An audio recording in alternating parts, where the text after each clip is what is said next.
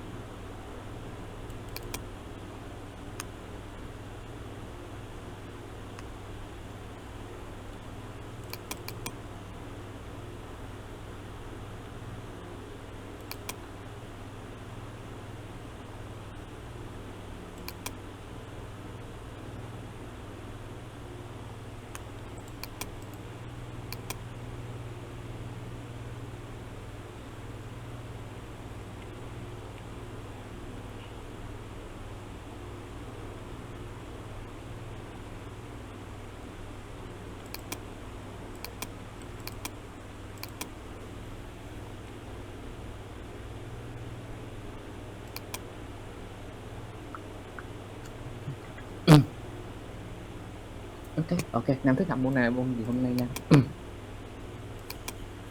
Học listening tiếp đi anh. Listening, listening nha, ok.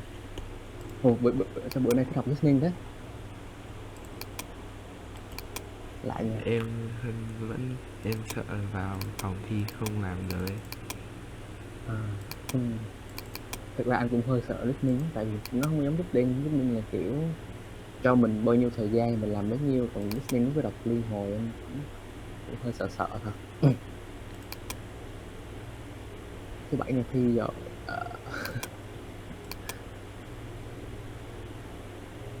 Ok, có gì để anh review cho ha, để anh nói cái đề listening.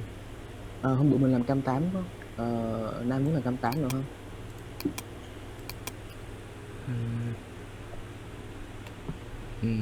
Làm em thấy có cái quyển gì nhỉ?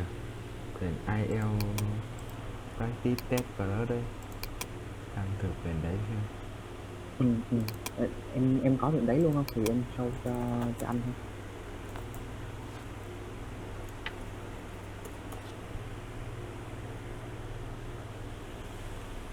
ha. Em đang có không hay là không có?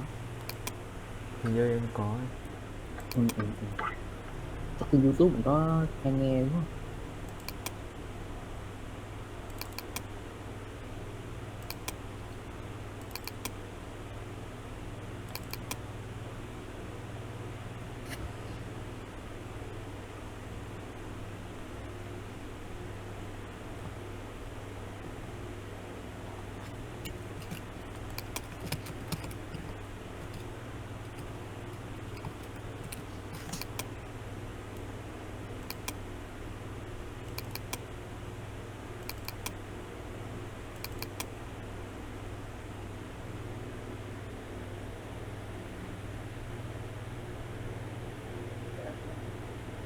Ừ?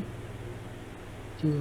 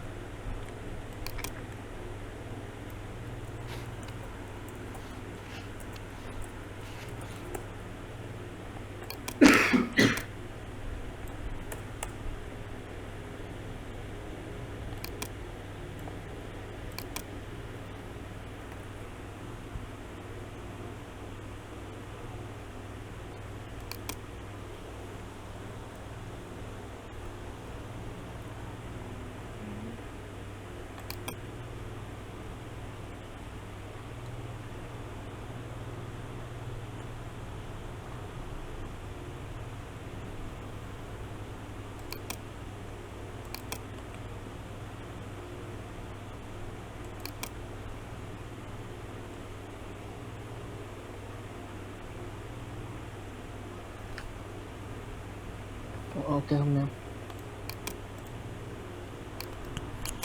Đợi em tí. Ok.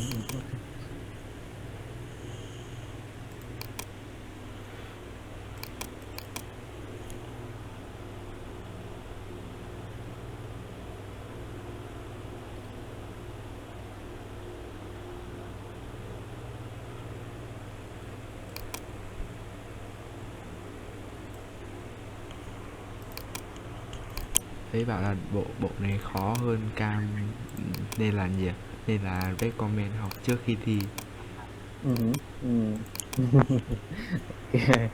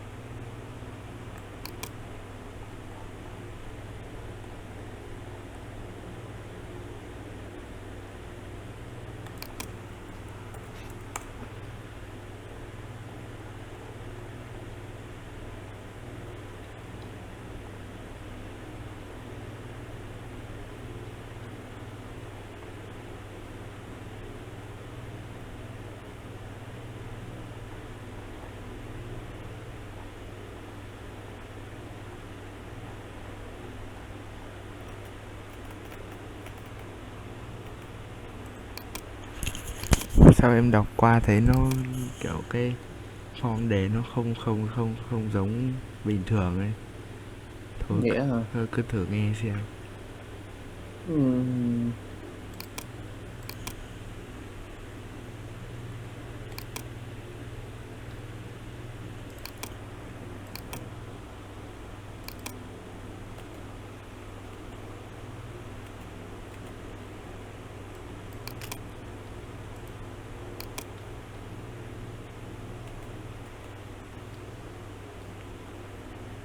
Ồ, thì nhìn lạ vậy. Cái đề kiểu này thì không có ra đâu nè. Thật à? Nhìn lạ quá.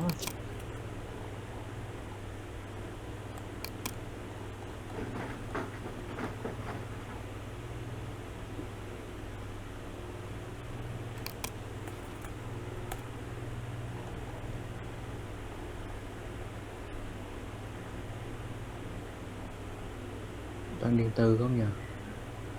Trời ơi, cái gì đây? Cái này lạ quá. Thì tùy em thôi, làm cũng được.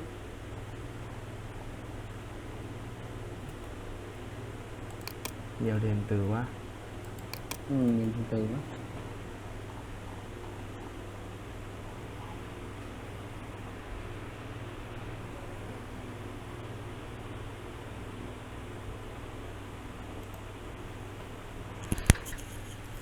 Thôi để em lấy quyển khác. Ừ.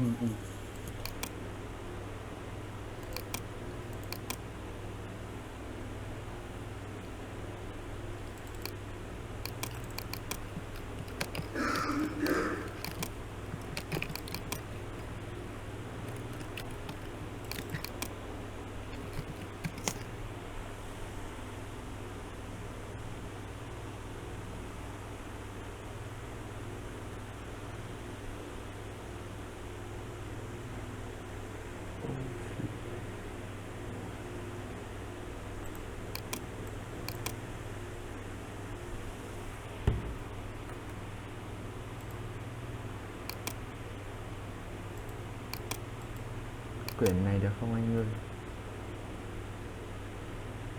Cái này này. Cái này là đề mới đúng không? Được. Ok.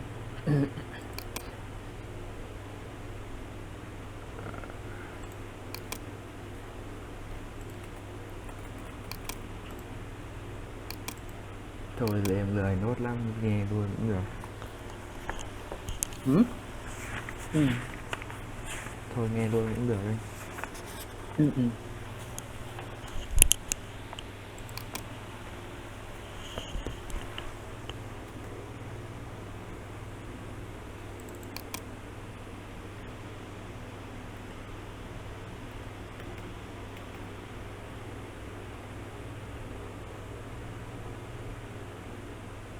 You will hear two friends choosing a campsite together for their holiday with their families. First, you have some time to look at questions 1 to 5.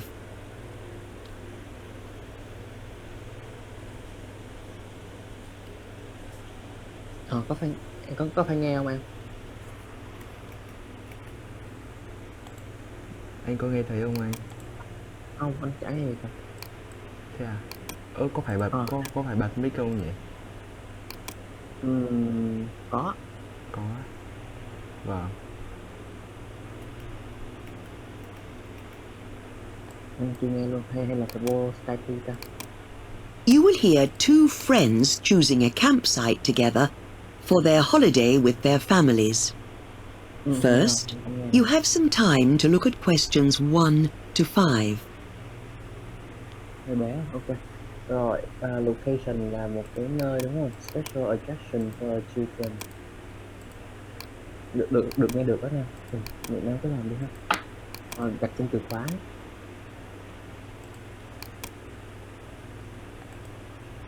Rồi, under 12 nha, nghe under 12 bắt đầu nha. Special attraction for the children. Ờ, một cái nơi điểm có điểm thu hút gì đấy đúng không? Bán cái gì đấy. Số 4 là allowed to have a danh từ ha. Camper ha. Camper thì có thể lại có cái gì đấy, có thể mà có thể dù có một cái gì đấy rồi. Câu 5 là tiền ha, tiền thì có thể là nó sẽ nói hai ba lần gì đấy. Camper, rồi.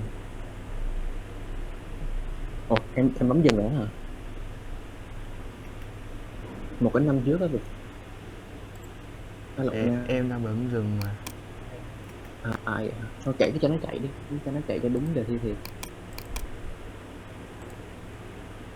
Rồi, một cái năm trước đi.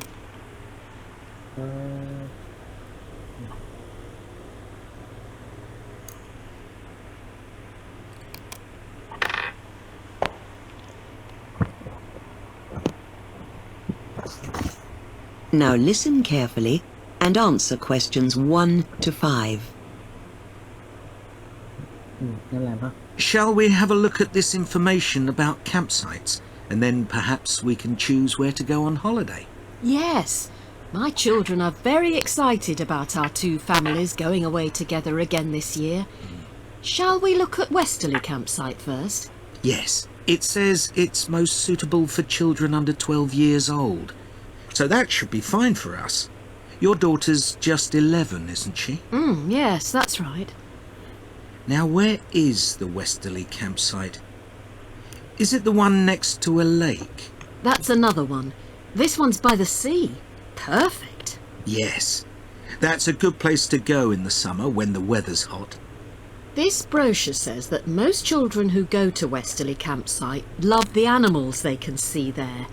There's a special area where they can go and feed them. We might see some interesting birds too. Oh, and look, it says a farmer comes every day and you can buy eggs from him. Great for breakfast. I wonder if he sells other things like cheese, but it's not mentioned. I don't know. I think they grow a lot of fruit in that area, so he might sell that. Another thing I like about this campsite is that they let you make a fire. We could cook some sausages and sing songs around it in the evenings. And perhaps it would be a good way to meet other families there too. Great. And it isn't too expensive. £6 per adult per night. £3 per child. But wait, families of 4 can get it for £15.75 a night. That works out even cheaper. Before you Okay. hear the rest of the conversation, you have some Được không Nam? Câu đầu tiên là gì ạ? Câu 1 là C. C nha, phải let nha. Nó Vâng, nói 2 lần đúng không? vâng ạ. Câu 2. Câu 2 animals. Câu 3. Câu 3 là X. Câu 4. Câu 4 fire. Câu 5. Câu 5 là 15.75. Ok, good. Rồi tiếp tục ha. time to look at questions 6 to 10. Em chờ cái $5 per adult ha. Rồi, recommend for people who thích cái gì đấy. Câu 7 là thuê một cái người gì đấy. Câu 8 là những cái hoạt động dành cho children đó thì em nghe ha. Câu 9 là mình cần điền cái gì ạ? Betterment for family to go, mình cần điền vào cái gì? Chắc là điền man. Now listen Đúng rồi. and answer questions 6 to 10. Ok, nghe ha. Let's look at a couple of other campsites before we decide. Yes. Let's look at Snetton Forest campsite. It's even cheaper. £5 per adult, and children under 10 are free. They say it's a very good place if you're keen on fishing. And they even give you tips on where to go to have the best chance of catching some. I prefer walking or hiking, and so do the rest of my family, so I'm not sure that will attract us that much. Oh, look! It says you can rent a bike to go around the forest. I'd do that. And your children would like that too, wouldn't they? Absolutely. We could all go somewhere and have a picnic. Look, this is interesting too. At Snetton, they get all the children together to play football. Oh. Your children would love that. And your husband, Mike, plays too, doesn't he? Yes, that sounds good. Well, Mike's more into tennis, actually, but I'm sure he'd be happy to be a referee if they needed one. Here's some information about Trent Valley campsite. I've heard about this one. There's a festival near the campsite in June, and it's really busy, so they say for families it's better in July when it's a bit quieter. Well, that would be just right for us, because we have to go in the school summer holidays. Let's look at what it says about it. Oh, look. It's quite a long way to the nearest village. 8 kilometres. It's too far to walk. But this one has got an open-air pool, which we'd all love in the summer. And they have a little shop where you can buy basic things like bread and milk. That's really useful. And there's lots to do there. I think on Saturday nights...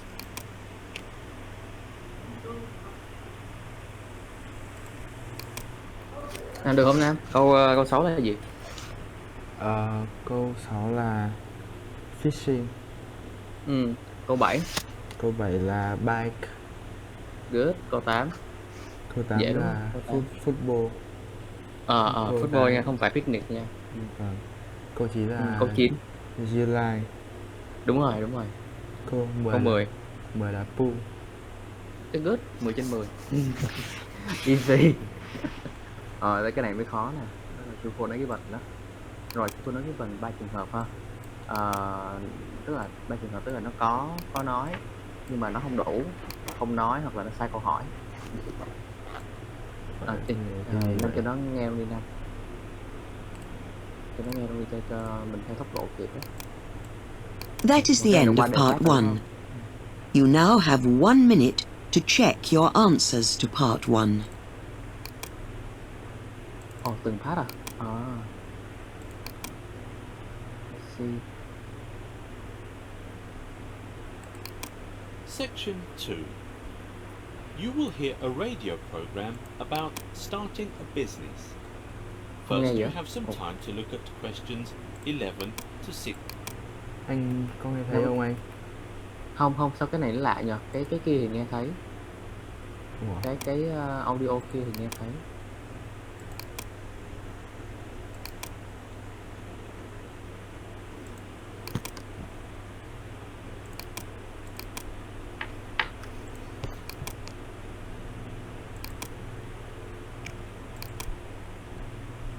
Steam.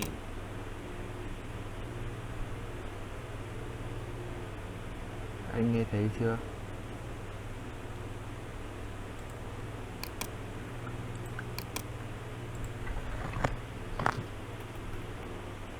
Chưa nghe luôn. Anh đang nghe bao giờ cái mic của em á nè. Em phải bật mic.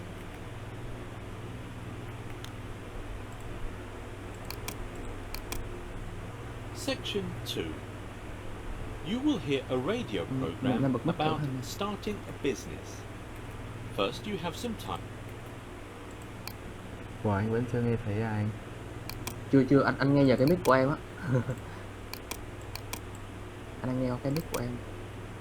Section 2. You will hear a radio program about starting a phải bật mic mới business. nghe được. Vâng ạ. Em tưởng cái này không cần bật mic cũng nghe được mà. Không, cái đó phải qua Skype. Cái này thì First, you have some time to look at questions 11 to 16. sao nó bé nhỉ? Cái kia bự hơn đúng không? Tại cái giọng ông này nó bé. Hay để anh tạo cái Skype cũng được. Em cựa trong đây nha, để anh tạo xong anh gửi cái đường link qua.